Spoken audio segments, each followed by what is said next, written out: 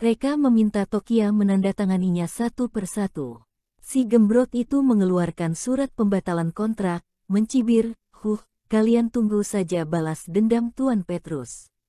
Kalian pasti akan diusir, dan kami akan diundang kembali oleh Tuan Temo untuk melanjutkan kerja sama kami. Cepat, bawa Tuan Temo ke rumah sakit. Selain itu, Tokia, tolong selesaikan pembayaran kami lebih dulu. Reka berkata dengan sinis, seingatku, kontrak kita tertulis dengan jelas, kalau kalian secara sepihak akhiri kontrak, kami berhak untuk tidak bayar. Si gembrot memelototinya, beraninya kamu. Reka, hehe, kalian lihat saja aku berani tidak. Hari ini, aku tidak hanya tidak bayar, tapi juga ingin kalian ganti rugi. Puff, semua orang tidak tahan menahan tawa, siapa yang beri kamu keberanian mengatakan ini? Si gembrot berkata, kalau aku ambil sepeser pun, aku panggil kamu kakek. Reka menyeringai, oke, aku tunggu kamu panggil aku kakek. Saat ini, Zeus masuk.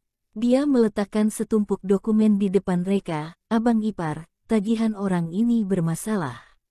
Reka mengambil tagihan, membaca, Jono, barangmu sering kurang 2 kati, dan jumlahnya sebesar 60 miliar.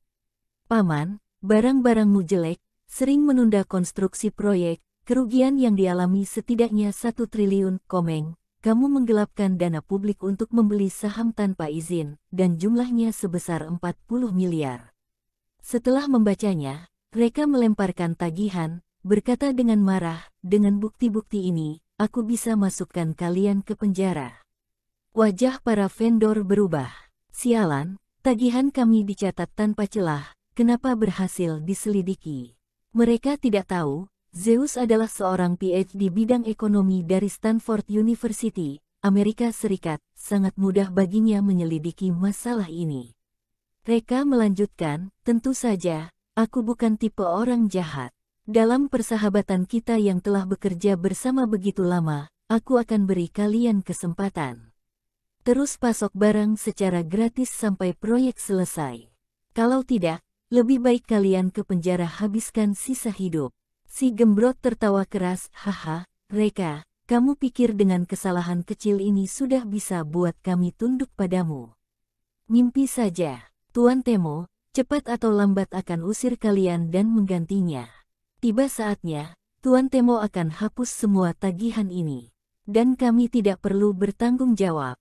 Tuan Temo, cepat beritahu abang iparmu, biarkan Tuan Petrus datang, tapi dia tidak memberi tanggapan. Semua orang melihat Temo mengalami pendarahan hebat dan sudah pingsan. Si gembrot ketakutan, khawatir Temo akan mati di sini, dia dengan cepat memerintahkan orang untuk mengangkat Temo, mengantarnya ke rumah sakit. Reka mencibir, kalian cepat atau lambat akan datang memohon padaku. Tokia mengalami sakit kepala yang parah, hei, Reka, apa yang harus kita lakukan selanjutnya? Kita benar-benar bersitegang dengan para vendor. Kalau tidak ada pasokan barang dari mereka, kita sama sekali tidak bisa selesaikan proyek ini. Dan, kamu memukul adik ipar Tuan Petrus pasti akan minta pertanggungjawabanmu, apalagi biarkan kita terus bertanggung jawab atas proyek ini. Tidak disangka Reka marah, Tokia, apakah ini sesuatu yang harus kamu khawatirkan? Tokia bingung, apa yang harus aku khawatirkan? Reka, tentu saja makan, kita belum selesai makan, buru-buru datang kemari. Visi, ku beri kamu satu tugas, bawa Tokia makan. Zeus melambaikan tangan, ayo, abang ipar, aku bawa kalian makan enak. Tokia, kenapa mereka begitu tidak berperasaan sudah seperti ini, masih ingat makan? Ibu kota provinsi, kedai teh Poci. Serat menyesap teh, memandang hakim di seberangnya, bro, apa pendapatmu tentang pemukulan kejam mereka terhadap Temo kali ini? Hakim hanya mengatakan hanya satu kata. Gila. Serat mengangguk, iya, memang cukup gila. Anak muda, terlalu gila juga bukan hal bagus. Jangan katakan Temo saudara ipar Petrus, bahkan latar belakang keluarga Skyes saja, bukan sesuatu yang bisa dia singgung. Reka bisa habisi tiran, pasti bukan tandingan keluarga Skyes. Bagaimanapun, Kekuatan tiran hanya terkonsentrasi di Underworld, tapi keluarga Skyes mencakup keseluruhan. Iya, tampaknya Pak Tua itu terlalu meninggikannya. Hakim merenung sejenak, berkata, kalau Reka didorong ke jalan buntu oleh keluarga Skyes, akankah kamu selamatkan dia?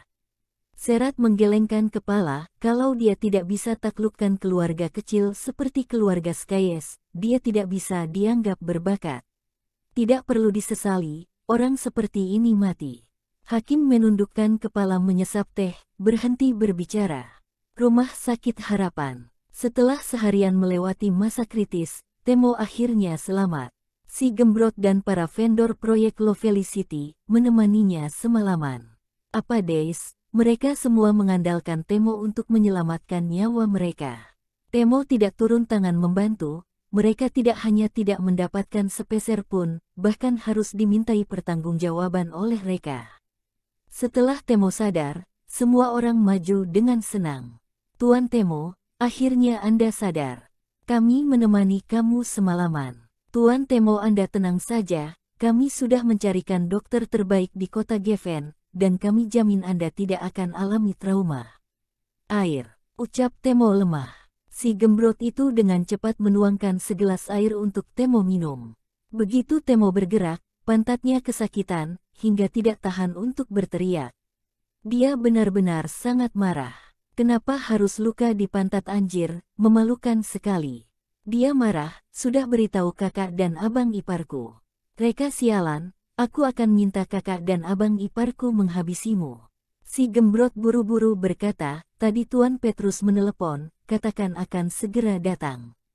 Seharusnya sebentar lagi sampai. Begitu kata-kata ini diucapkan, pintu kamar didorong terbuka. Seorang wanita menggairahkan dan seksi dengan riasan tebal masuk. Tamu itu bukanlah orang lain, melainkan kakak Temo, istri Petrus, Monica Skyes. Meski Monica berusia 40-an, tapi terawat dengan baik dan sangat pintar berdandan, terlihat seperti wanita muda yang menawan. Begitu dia masuk, Monica terlihat cemas. Dek Temo, bagaimana keadaanmu? Kakak datang menjenguk kamu. Semua orang dengan cepat memberi jalan. Monica bergegas ke ranjang rumah sakit, memandang Temo yang tragis, dan semakin marah. Dek Temo, kenapa kamu terluka parah? Beritahu aku, siapa pelakunya, kakak pasti bantu kamu balas dendam hari ini. Temo berkata dengan lemah, Reka dan Tokia. Aku hanya duduk tempat mereka sebentar, terus mereka langsung main tangan. Kak, kalau orang-orang ini tidak bawa aku ke rumah sakit tepat waktu kemarin, mungkin aku tidak bisa melihatmu lagi.